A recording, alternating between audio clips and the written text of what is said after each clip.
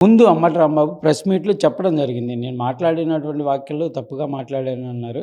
కానీ దాడి చేసిన దానికి వీళ్ళు ఎక్కడా కూడా దానిని కనీసం చేస్తున్నటువంటి పరిస్థితి లేదంట.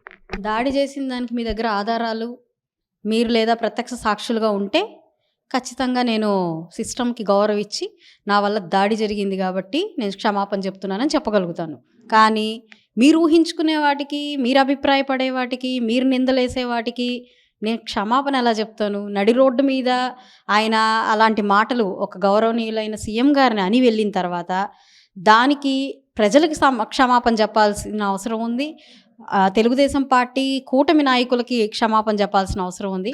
అలా కాకుండా ఇలా జరుగుండకూడదు, నేను ఆయన అనలేదు, ఏదో స్పర్ ఆఫ్ ద మూమెంట్ అనే ఒక మాట మాట్లాడి ఇదేదో తప్పే కాదన్నట్టుగా దులుపుకొని వెళ్ళి మళ్ళీ అదే ప్రెస్ మీట్లో అయినా నన్ను ఎవడు ఏమీ చేయలేడు అనే ఒక వ్యాఖ్యానాలు చేసి మరింత రెచ్చగొట్టే వ్యాఖ్యలకి ఆయన్ని సారీ అడగడం మా హక్కు అవుతుంది తప్ప దాన్ని మీరు తప్పు చేశారని మిమ్మల్ని ప్రశ్నించడం మా తప్పు ఎలా అవుతుంది అన్నది ఆలోచించాలి.